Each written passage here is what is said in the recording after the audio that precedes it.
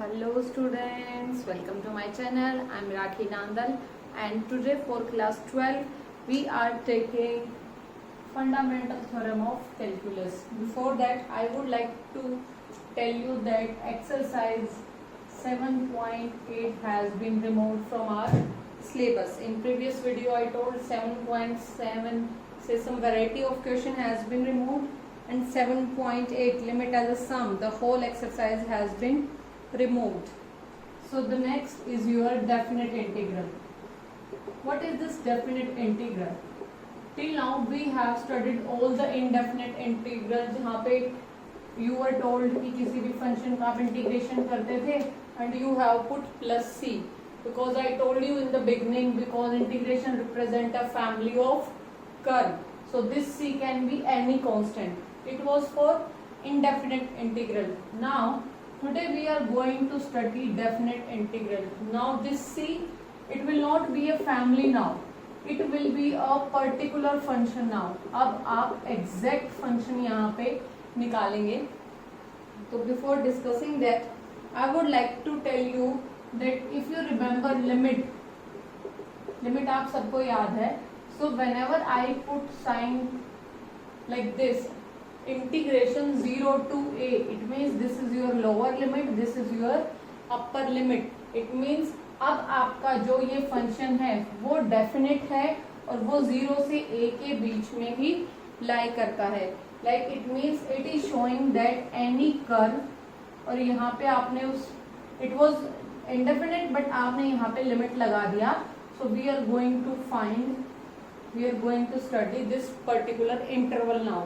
सो 0 से a से u में से a से b, these are your finite interval and this is your finite definite integral कह सकते हो आप इसको. तो देखिए कैसे क्वेश्चन होंगे, क्या करेंगे, क्या फंडामेंटल थ्योरम है. One more thing, area, the term area in the form of integration. Area आपका क्या है, if you have any curve and you have limits from this is a point, this is your b point. So if I am saying any function with respect to a to b, it means उस function की value x axis के ऊपर और a से b के बीच में, it means x की value a से b के बीच में on the axis itself, the whole area is given by definite integral. ये जो शेडेड पोर्शन है it is given by this.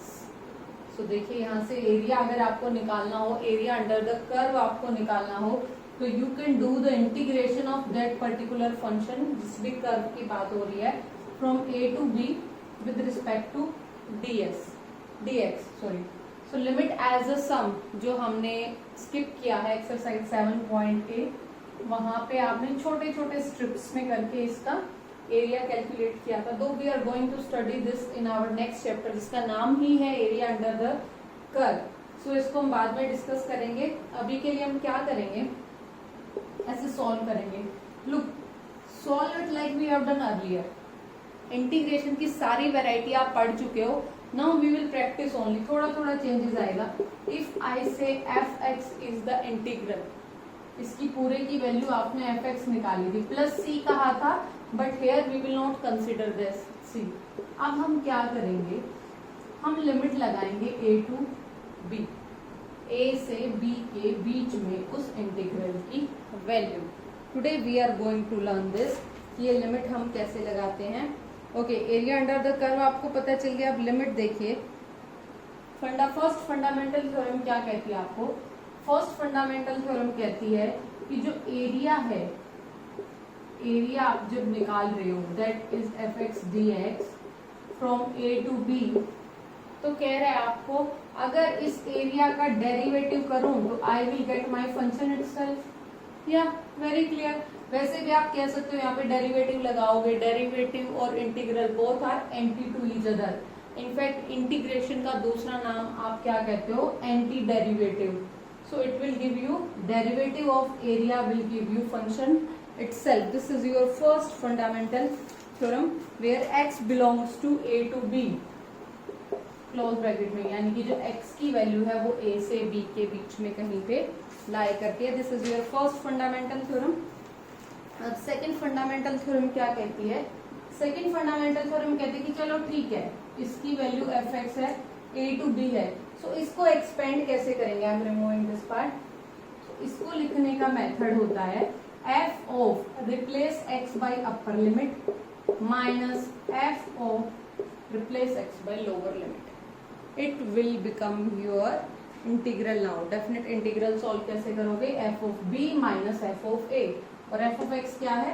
ये जो इंटीग्रेशन था इसको सॉल्व करो, लास्ट में वैल्यू पुट कर दो a और b की, f of b minus f of a. This is your second fundamental theorem. तो देखिए, अगर क्वेश्चन आपके पास आता है तो आप कैसे करोगे? जैसे क्वेश्चन मैंने दे दिया x plus 1 dx 3 to 5 limit है, तो पहले इसका इंटीग्रेशन करो. इसका इंटीग्रेशन क्या होगा आपके पास? x का हो गया x स्क्वायर बाई 2 प्लस 1 का हो गया x. अब प्लस c नहीं लगाना है, लगाना क्या है? 3 to 5. अब जहां x है वहां पे पुट कर दो 5 का स्क्वायर अपॉन 2 प्लस 5 माइनस 3 का स्क्वायर अपॉन 2 प्लस 3. इसको सॉल्व करके वैल्यू आ जाएगी. Definite integral will give you exact value. यहाँ पे सॉल्व होके एग्जैक्ट कोई वैल्यू आपके पास आएगा. इंटीग्रल निकालने के बाद upper limit minus lower limit. इस तरीके से आपने क्वेश्चंस करने हैं. देखते हैं और क्वेश्चंस देखते हैं. So look, if this is a question given to you, इसको आप कैसे सॉल्व करेंगे? साइन 2x है, इसका इंटीग्रेशन आपको पता है माइनस 2x अपॉन 2. लिमिट है 0 से पाई बाय 4. देखिए, इंटीग्रेशन सॉल्व करो, 0 से पाई बाय 4 लिमिट रख दीजिए.